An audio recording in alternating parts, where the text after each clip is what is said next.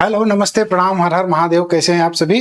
चलिए, आज की विजय ग्लोबल स्टडीज की करंट अफेयर क्रॉनिकल की क्लास में आप सभी का फिर से एक बार स्वागत है और चर्चा करते हैं स्टेप बाय स्टेप। देखेंगे, अमेरिका ने ईरान के खिलाफ ऑपरेशन इकोनॉमी आउटकॉस्ट शुरू किया। संयुक्त राज्य अमेरिका ने ईरान के खिलाफ एक बड़े नए आर्थिक दबाव अभियान की घोषणा की है, जिसका नाम ऑपरेशन इकोनॉमिक आउटकॉस्ट है, जिसका उद्देश्य ईरान के राजस्व स्रोतों को काटना और देश को वैश्विक वित्तीय प्रणाली से अलग करना है। राष्ट्रपति डोनाल्ड ट्रंप के निर्देश पर वित्त मंत्री स्कॉट बेसेंट ने इस अभियान की घोषणा की। ठीक है, अब इसका मुख्य विचार देखेंगे।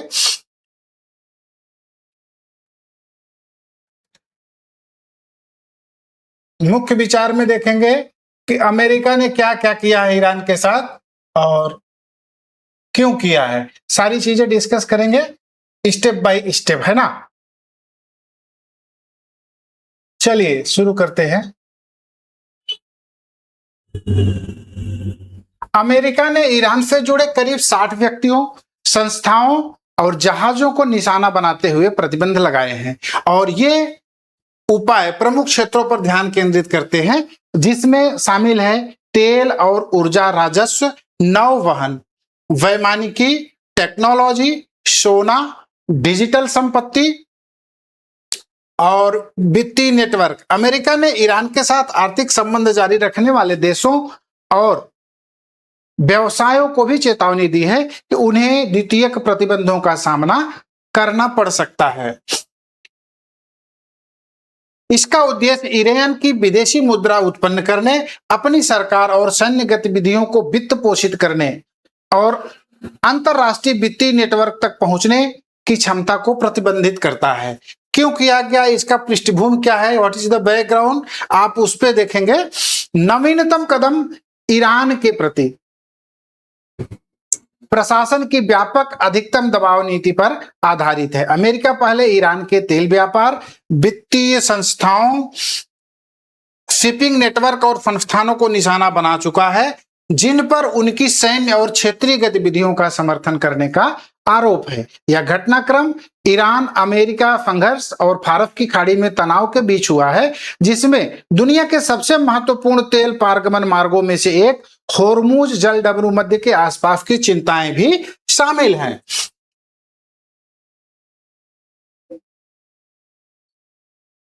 ईरान एक प्रमुख तेल उत्पादक है, जबकि होर्मुज जलडमरू मध्य वैश्विक ऊर्जा आपूर्ति के लिए एक महत्वपूर्ण मार्ग है। किसी भी व्यवधान से कच्चे तेल की कीमतों, मुद्रास्फीति, शिपिंग लापक और वैश्विक आपूर्ति श्रृंखलाएं प्रभावित हो सकती है।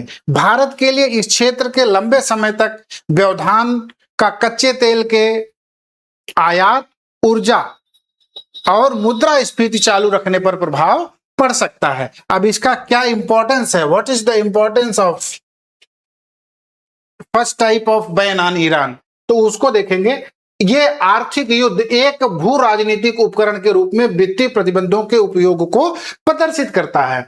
ऊर्जा सुरक्षा, ईरान के तेल निर्यात और होर्मुज जलडमरू मध्य का वैश्विक महत्व है। वित्तीय प्रणाली, अमेरिका डॉलर आधारित अंतरराष्ट्रीय वित्तीय प्रणाली के प्रभाव पर प्रकाश डालता है। और भू राजनीतिक तनाव, अमेरिका ईरान और व्यापक पश्चिमी एशियाई तनाव को और तेज कर सकता है। अब इसमें परीक्षा के लिए क्या इंपॉर्टेंट है उसको देखेंगे, है ना।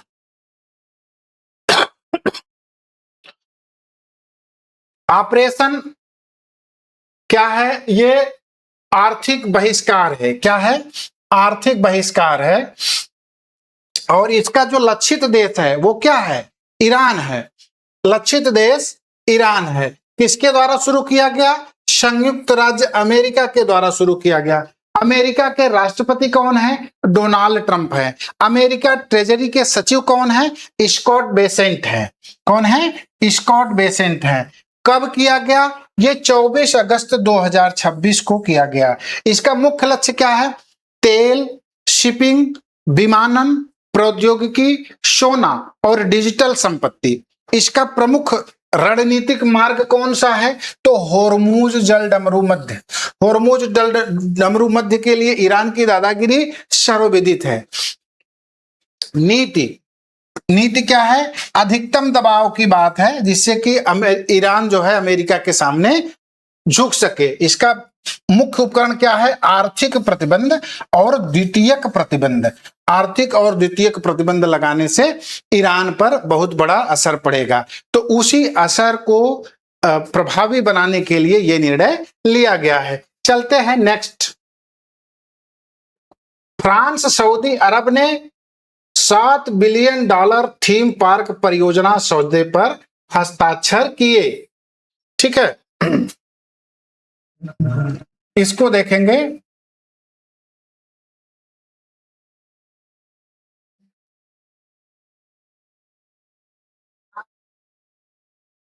फ्रांस सऊदी अरब ने जो $7 बिलियन थीम पार्क के समझौते पर हस्ताक्षर किए हैं, उसका क्या बेनिफिट है उस पे हम लोग चर्चा करेंगे, और क्या निगेटिविटी है, क्या परीक्षा बिंदु में इंपॉर्टेंट है, वो सब देखेंगे, है ना। तो फ्रांस और सऊदी अरब ने पेरिस के पास $7 बिलियन की मनोरंजन और थीम पार्क परियोजना विकसित करने की सहमति व्यक्त की है, जो दोनों देशों के बीच एक प्रमुख निवेश साझेदारी को चिन्हित करता है। इस परियोजना को सऊदी अरब की किंदिया इन्वेस्टमेंट कंपनी द्वारा फ्रांसीसी मनोरंजन समूह कॉम्पैक्ट डेस आल्पस के सहयोग को विकसित किए जाने की उम्मीद है। ठीक है, और इसके मुख्य विचार क्या है? प्रस्तावित परियोजना फ्रांस की राजधानी के पास विलेज नेचर पेरिस में स्थित होगी। इसका एक प्रमुख थीम पार्क और मनोरंजन स्थल होने की उम्मीद है, जो पेरिस क्षेत्र में पर्यटन और अवकाश बुनियादी ढांचे को मजबूती देगा।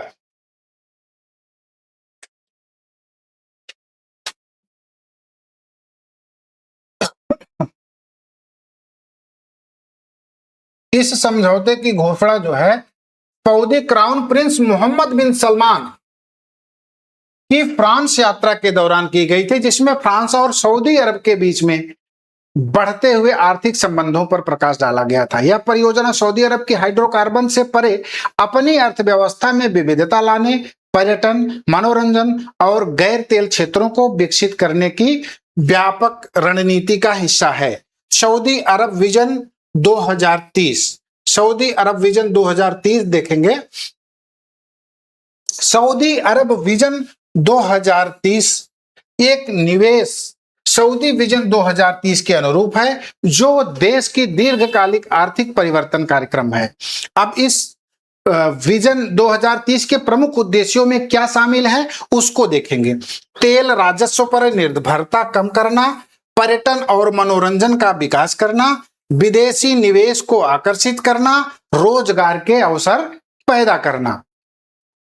ठीक है, और इसके अलावा निजी क्षेत्रों का विस्तार करना, विश्व स्तर पर प्रतिस्पर्धी पर्यटन स्थल का निर्माण करना। किदिया विजन 2030 के तहत सऊदी अरब की प्रमुख गीगा परियोजनाओं में एक है, और इसे रियाद के पास मनोरंजन, खेल और सांस्कृतिक महत्व के रूप में विकसित किया जा रहा है। फ्रांस सऊदी आर्थिक संबंध के बारे में चर्चा करेंगे। फ्रांस सऊदी आर्थिक संबंध, यह समझौता पर्यटन, बुनियादी ढांचा, प्रौद्योगिकी, रक्षा और निवेश सहित पारंपरिक ऊर्जा सहयोग से परे क्षेत्रों में फ्रांस और सऊदी अरब के बीच बढ़ती आर्थिक साझेदारी को दर्शाता है। फ्रांस के लिए बड़े पैमाने पर विदेशी निवेश, पर्यटन विकास, रोजगार और क्षेत्रीय आर्थिक गतिविधियों में सहयोग कर सकता है। अब इसमें परीक्षा के लिए क्या इंपॉर्टेंट चीजें हैं वो देखेंगे। परियोजना का क्या नाम है? परियोजना का नाम है थीम पार्क और मनोरंजन परियोजना। क्या है? थीम पार्क और मनोरंजन परियोजना। इसमें अनुमानित निवेश कितना है? तो 7 बिलियन का निवेश है। किन देशों के बीच में है? फ्रांस और सऊदी अरब के बीच में है। ठीक है, अब स्थान कौन है? पेरिस, फ्रांस के पास में स्थित है। पेरिस में यह थीम पार्क मनोरंजन परियोजना स्थापित की जाएगी। और इसके बाद आता है इसका जो सऊदी का पार्टनर है कौन है? किदिया इन्वेस्टमेंट कंपनी है। फ्रेंच पार्टनर कौन है? कॉम्पैग्नी डेस ऑल्पस। सऊदी नीति क्या है? विजन 30 प्रमुख क्षेत्र क्या है? पर्यटन और मनोरंजन के। और इसका रणनीतिक उद्देश्य क्या है? आर्थिक विविधीकरण। इसके बाद देखेंगे सरकार ने आरबीआई के केंद्रीय बोर्ड में 3 अंशकालिक निदेशकों की नियुक्ति की है। तो ये जो 3 निदेशकों की नियुक्ति की है, अंशकालिक निदेशकों की, इसके बारे में हम डिटेल से देखेंगे। केंद्र सरकार ने एनी जॉर्ज मैथ्यू, जन्मेजय कुमार सिन्हा और सैयद अकबरुद्दीन को 4 साल के कार्यकाल के लिए भारतीय रिजर्व बैंक के आरबीआई के केंद्रीय बोर्ड में अंशकालिक गैर आधिकारिक निदेशक के रूप में नियुक्त किया है। मंत्रिमंडल की नियुक्ति समिति की मंजूरी के बाद सरकार ने ये नियुक्तियां की है। इस नियुक्तियों में कौन कौन से हैं? एनी जॉर्ज मैथ्यू, जन्मेजय कुमार सिन्हा और सैयद अकबरुद्दीन को 4 साल के लिए कार्यकारी निदेशक के रूप में नियुक्त किया है। और इसकी जो प्रमुख नियुक्तियां हैं उसको एक एक करके देख लेते हैं हम लोग। George any Matthew, George any Matthew वित्त विभाग के व्यय विभाग के एक पूर्व विशेष सचिव व 16वें वित्त आयोग से भी जुड़ी हुई है। उनके अनुभव में सार्वजनिक वित्त, सरकारी व्यय, लेखा परीक्षा और वित्तीय प्रबंधन शामिल है। ठीक है, अब दूसरे को देखते हैं, जन्मेजय कुमार सिन्हा जी को। जन्मेजय कुमार सिन्हा जी के बारे में थोड़ा जान लेते हैं। तो जन्मेजय कुमार सिन्हा जो है एक अर्थशास्त्री और प्रबंधन सलाहकार हैं। वह Boston consulting group BCG India के अध्यक्ष हैं और उन्होंने कई नियामक और सलाहकार भूमिकाओं में कार्य किया है। अब इसके बाद देखेंगे सैयद अकबरुद्दीन के बारे में। सैयद अकबरुद्दीन के बारे में हम लोग देखेंगे।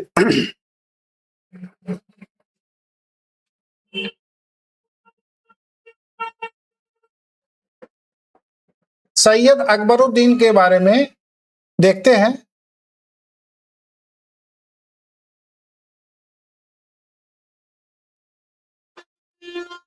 एक पूर्व राजनयिक हैं और संयुक्त राष्ट्र में भारत के अस्थायी प्रतिनिधि रह चुके हैं। वो विदेश मंत्रालय के प्रवक्ता के रूप में भी काम किए हैं और वर्तमान में Kautilya school of public policy Hyderabad के डीन हैं। आरबीआई के केंद्रीय बोर्ड के बारे में डिस्कस करेंगे। केंद्रीय निदेशक मंडल आरबीआई का शीर्ष शासी निकाय है। इसका गठन भारतीय रिजर्व बैंक अधिनियम 1934 के तहत किया गया है और यह केंद्रीय बैंक को समग्र दिशा और निरीक्षण प्रदान करने के लिए जिम्मेदार है। हाल ही में मुंबई में हुई नियुक्तियों में आरबीआई के बोर्ड में सार्वजनिक वित्त, अर्थशास्त्र, कारपोरेट रणनीति और अंतरराष्ट्रीय कूटनीति में विशेषज्ञता हासिल हुई है। सरकार ने हाल ही में आनंद महिंद्रा को फिर से नियुक्त किया है और इसरो के पूर्व अध्यक्ष एस सोमनाथ को अंशकालिक गैर आधिकारिक निदेशक के रूप में नियुक्त किया है। अब इसके परीक्षा के फोकस बिंदु हम देखेंगे कि संस्थान कौन सा है, तो भारतीय रिजर्व बैंक संस्थान है। इसमें ये किस अधिनियम के तहत है, तो आरबीआई अधिनियम 1934 के तहत है। नए निदेशक कौन है, एनी जॉर्ज मैथ्यू, जन्मेजय कुमार सिन्हा और सैयद अकबरुद्दीन।